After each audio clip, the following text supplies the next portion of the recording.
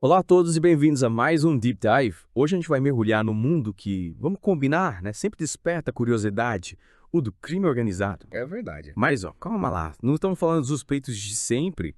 Você se interessou em saber mais sobre a máfia albanesa, especificamente na América Latina. Então prepare-se para desvendar esse grupo que está longe de ser clichê. É fascinante como a máfia albanesa ela se destaca no cenário do crime global. Eles surgiram na Albânia pós-comunista e rapidamente se espalharam pelo mundo, trilhando um caminho próprio. E hoje vamos focar nas atividades deles no Equador. Equador. Parece até roteiro de filme, né? Mas por que lá? O que torna esse país tão atrativo para a máfia albanesa? O Equador, infelizmente, oferece uma combinação de fatores que o tornam um alvo perfeito, começando pela localização estratégica, fronteiras porosas, especialmente na costa, Hum, e proximidade com grandes produtores de cocaína, como a Colômbia e o Peru. ou seja, acesso fácil à matéria-prima do negócio. Isso! Mas imagino que não seja só isso, certo? Exato. As instituições equatorianas, como a polícia e o sistema judicial, historicamente são vulneráveis à corrupção. Isso facilita, e muito, a vida da máfia albanesa, É, que consegue operar com um certo grau de impunidade. entendi. Ih. É como se o terreno já estivesse preparado para eles, né? É. Mas me explica uma coisa. Como essa máfia albanesa se infiltrou no Equador? Não começaram do dia para a noite, certo? Não, com certeza não. No início dos anos 2000, Uhum. o Equador tinha leis de visto bem relaxadas, É. o que permitiu que muitos albaneses entrassem no país com facilidade. Hum. E, pasme, muitos deles já tinham ficha criminal na Europa. Sério? Já chegaram com experiência no ramo, por assim dizer. Exatamente. E no começo, eles atuavam como parceiros logísticos para grupos mafiosos italianos, como a Camorra e a 'Ndrangheta. Hum. Pense neles como intermediários. Aham. Faziam uma conexão entre os italianos Certo. e os produtores locais de cocaína. Hum. Interessante. Mas, pelo visto, não ficaram satisfeitos em ser apenas coadjuvantes, né? De jeito nenhum. Eles rapidamente passaram de intermediários para donos do próprio negócio, estabelecendo suas próprias redes de distribuição, principalmente na Europa. Essa mudança de estratégia deu a eles mais poder e É. influência no tráfico de drogas. Uhum. E eles não tiveram medo de usar táticas agressivas para conquistar mercado. Que tipo de táticas? Conta mais. Uma delas foi vender a cocaína a preços incrivelmente baixos, bem abaixo dos concorrentes. Foi uma jogada ousada, É. mas que lhes permitiu ganhar uma fatia significativa do mercado. Uau, parece que jogam para valer. Mas, voltando ao Equador, além da localização e da fragilidade das instituições, o que mais facilitou a vida da máfia albanesa por lá? Ah, os portos. O Equador tem portos importantes, como Guayaquil, que são cruciais para o comércio internacional. Hum. E adivinha? Esses portos se tornaram centros de tráfico de drogas e lavagem de dinheiro. Para completar, o Equador usa o dólar americano como moeda, É. o que facilita ainda mais a lavagem de dinheiro sujo. Ou seja, cenário perfeito para o crime organizado, né? E Mas como eles conseguiram se manter nas sombras por tanto tempo? Qual o segredo? aí que é a conquista da jogada de mestre. A arte do disfarce. Eles criaram empresas de fachada, muitas vezes negócios legítimos, como empresas exportadoras de banana, Tá. para mascarar suas atividades ilegais. Espera aí, você está dizendo que eles Escondiam cocaína em carregamento de banana. Às vezes sim, mas o objetivo principal era usar um negócio legal como cobertura para suas transações financeiras e para criar uma aparência de respeitabilidade. Teve um caso famoso, o caso Pampa, que revelou como uma empresa exportadora de banana, aparentemente legítima, liderada por um albanês chamado Dritan Jitka, era na verdade uma fachada para o tráfico de cocaína em grande escala. Gente, que história. Eles estavam literalmente escondidos à vista de todos. Mas lavagem de dinheiro não se resume só a movimentar dinheiro, né? Não. Como eles faziam para limpar a grana. Eles se infiltraram no sistema financeiro equatoriano, criando empresas de fachada, Ah. investindo em imóveis. E usando vários outros métodos para fazer o dinheiro sujo parecer limpo. E de quanto dinheiro estamos falando? E o 2021, estimava-se que a lavagem de dinheiro no Equador chegava a impressionantes 3,5 bilhões de dólares por ano. Nossa. E uma parte significativa disso era atribuída a atores estrangeiros, incluindo a máfia albanesa. Caramba, era o dinheiro que não acabava mais. Mas será que eles se limitavam só às drogas? Embora o tráfico de drogas fosse o foco principal. A máfia albanesa diversificou suas atividades criminosas no Equador. Eles também se envolveram com o tráfico de pessoas, explorando as fronteiras perosas para transportar vítimas, principalmente para exploração sexual. Que horror. Parece que não perdiam nenhuma oportunidade de negócio, por mais terrível que fosse. E mais recentemente eles até começaram a vender cocaína diretamente no Equador, É. mirando cidades como Guayaquil e Quito. Ou seja, capitalizando na demanda local, Isso. cortando intermediários. E aumentando ainda mais os lucros. Mas como eles se saíam num país que já tinha suas próprias gangues? Como lidaram com a concorrência? Aqui entra a capacidade de adaptação deles, que é impressionante. É. Em vez de entrar em guerras sangrentas por território, a máfia albanesa muitas vezes buscava parcerias com gangues equatorianas locais, Sério. como os choneiros e os lobos. Preferia uma colaboração ao confronto. Exato. Eles ofereciam sua expertise Ah. e conhecimento em troca de apoio logístico, acesso a redes locais e proteção. Era um acordo mutuamente benéfico que permitia que eles se integrassem ao ecossistema criminal existente. Espertos. É como se eles tivessem estudado o terreno É. e descoberto como jogar o jogo, Isso. em vez de tentar mudar as regras. Tem algum exemplo específico dessa colaboração? Sim, um caso envolvendo o Ben Chess, uma figura poderosa local, e Tony Jitka, que se acredita ser ligado a Dritan Jitka, do caso Pampa.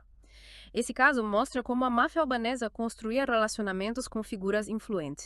Muitas vezes misturando negócios legítimos com atividades criminosas. Ou seja, jogavam em todas as frentes, né? Conexões no Sim. mundo legal e no mundo do crime. Bastante sofisticado. Com certeza. E isso levanta uma questão importante.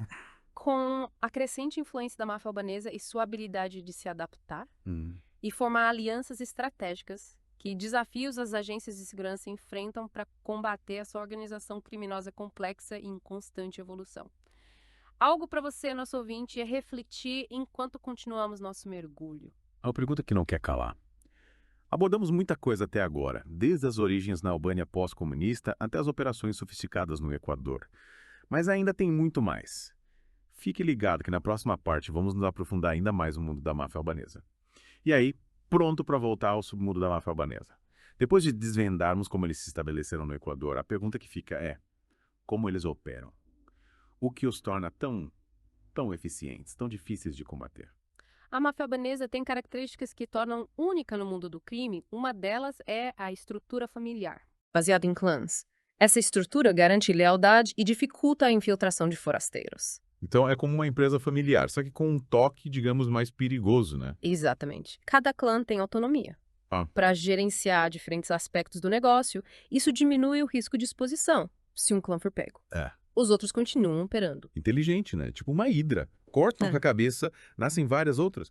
Mas como eles mantêm o controle e a disciplina entre esses clãs? Apesar da descentralização, existe uma liderança central que define a estratégia geral e as regras. E a cultura albanesa também influencia a tradição de honra e respeito pelos mais velhos. Certo.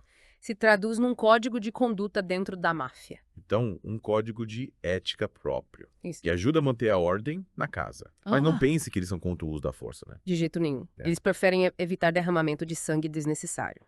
Mas são conhecidos pela brutalidade quando precisam proteger seus interesses ou punir traições. Estratégicos, pragmáticos, mas capazes de extrema violência quando necessário. Uma combinação perigosa, sem dúvida. Mas como eles recrutam novos membros? É um processo gradual. Geralmente, começam recrutando pessoas envolvidas em atividades criminosas ou com conexões com a comunidade albanesa. Eles recebem pequenas tarefas para provar sua lealdade e confiabilidade antes de serem encarregados de operações mais importantes. Um sistema de avaliação rigoroso, por assim dizer. Mas, e os riscos? Eles não temem a infiltração de agentes da lei. Claro que temem. Eles estão sempre em alerta contra infiltrações e traições. Por isso, a lealdade e a confiança são tão valorizadas. E eles dominam o uso da tecnologia para se comunicar e conduzir seus negócios. O que dificulta o rastreamento pelas autoridades. Parece que estão sempre um passo à frente. Mas não podem ser invencíveis, né? Quais são os pontos fracos da máfia albanesa? Uma das maiores fragilidades é a dependência de figura-chave. Se um membro importante for preso ou morto, toda a rede pode ser afetada. Golpes precisos podem desestabilizar a organização, então faz sentido. E a dependência do tráfico de drogas. Não é um negócio arriscado. Com certeza. O mercado de drogas está sempre mudando. Com a demanda oscilando, a concorrência aumentando e as autoridades reprimindo o tráfico. Qualquer problema na cadeia de suprimentos pode afetar os lucros e as operações. Verdade. E com o aumento do consumo de drogas sintéticas, como o fentanil, eles estão diversificando seus negócios para além das drogas tradicionais. Há evidências de que eles estão explorando outras áreas, como crimes cibernéticos, tráfico de pessoas e contrabando de armas. Eles estão sempre buscando novas oportunidades e se adaptando às mudanças do mercado. É como se estivessem em constante mutação. É. Que os torna ainda mais perigosos.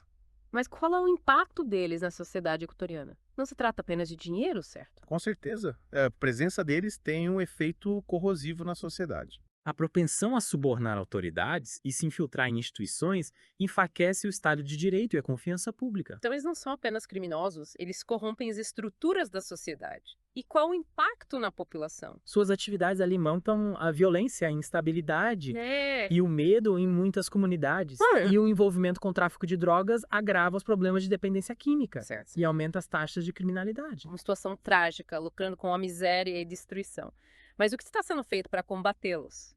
As autoridades estão conseguindo algum progresso. Houve alguns sucessos importantes, como o caso Pampa, que desmantelou uma grande rede de tráfico de cocaína. Mas essas vitórias muitas vezes parecem pequenas batalhas em uma guerra muito maior. Então, uma luta constante. Um jogo de gato e rato. Quais são os maiores desafios para quem tenta derrubá-los? Um dos maiores obstáculos é o nível de sofisticação e segredo da máfia albanesa. Eles são especialistas em encobrir seus rastros, usando comunicações criptografadas e confiando em pessoas de dentro. Então, coletar provas e construir um caso sólido contra eles é uma tarefa complexa. E a cooperação internacional. Existe um esforço conjunto para combater essa ameaça transnacional. Tem havido um aumento na colaboração entre agências de segurança de diferentes países.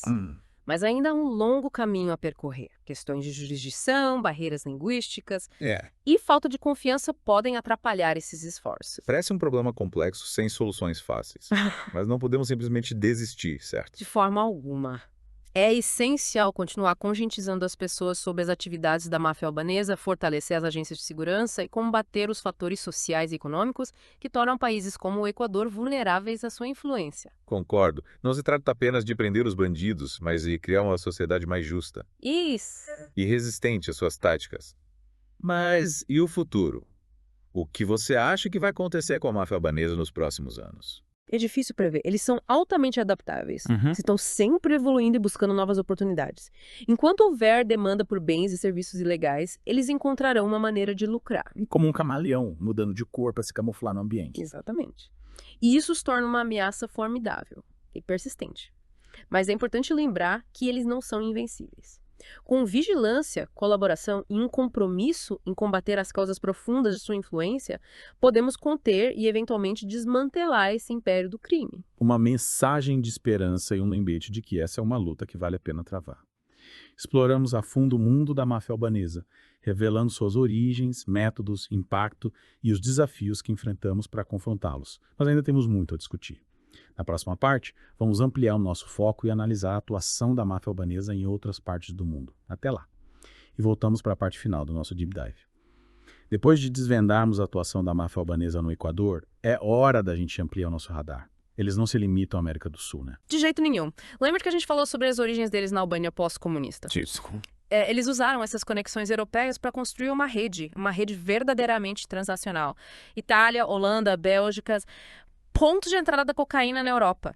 E adivinha? O quê? A máfia albanesa tem forte presença em todos eles. Então não é só banana e propina na América do Sul. Eles realmente comandam o negócio global. Exatamente. E como já vimos, não se trata apenas de drogas. Eles se diversificaram. Tráfico de pessoas, contrabando de armas, lavagem de dinheiro. Tudo isso acontecendo em escala internacional. E massiva. É como aquela hidra de novo, né? Corta uma cabeça, surgem outras em lugares diferentes. É assustador e até desanimador pensar na dimensão do problema. O que nós, como indivíduos ou até governos, podemos fazer para combater esse tipo de organização criminosa global. A sensação de impotência é compreensível, mas a gente não pode render a ela. O problema é complexo, mas não é insuperável.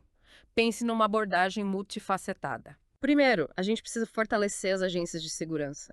Mais recursos, melhor treinamento, compartilhamento de inteligência aprimorado. Tem que ser um esforço global coordenado. Não um monte de países agindo isoladamente. Então, mais colaboração, troca de informações e garantir que todo mundo esteja na mesma página, certo? Isso aí. A gente precisa desmantelar as redes deles, aprender os bens e, por fim, levar os responsáveis à justiça. Mas essa é apenas uma parte da equação. Lembra que a gente discutiu como a máfia albanesa explora instituições frágeis e comunidades vulneráveis? Sim. Bem, A gente precisa abordar essas questões subjacentes também. Ou seja, combater a pobreza, a corrupção, a falta de oportunidades, fatores que levam as pessoas ao desespero e as tornam mais suscetíveis ao recrutamento por organizações criminosas. Exatamente. Se a gente quiser combater o crime organizado de forma eficaz, a gente precisa criar um mundo mais justo, mais equitativo, onde as pessoas tenham opções e não sejam forçadas a tomar decisões desesperadas. É um jogo de longo prazo, uma mudança fundamental na forma como a gente aborda o desenvolvimento e a justiça social. Não se trata apenas de prender os bandidos. É sobre construir uma sociedade resistente às suas táticas. Perfeito. É uma solução de longo prazo, mas absolutamente vital. E, embora a gente tenha apenas arranhado a superfície hoje, o conhecimento é poder. Quanto mais a gente entender sobre essas questões complexas, melhor equipados a gente vai estar para encontrar soluções. É verdade. O nosso Deep Dive de hoje abriu meus olhos para a complexidade, né? E ao alcance da influência da máfia albanesa. Eles não são apenas bandidos de esquina. São atores importantes no cenário global. Sem dúvida. E isso nos lembra que a gente não pode ser complacente. A gente tem que ficar atento, continuar aprendendo. E nunca subestimar a adaptabilidade e a crueldade dessas organizações criminosas. Pois é.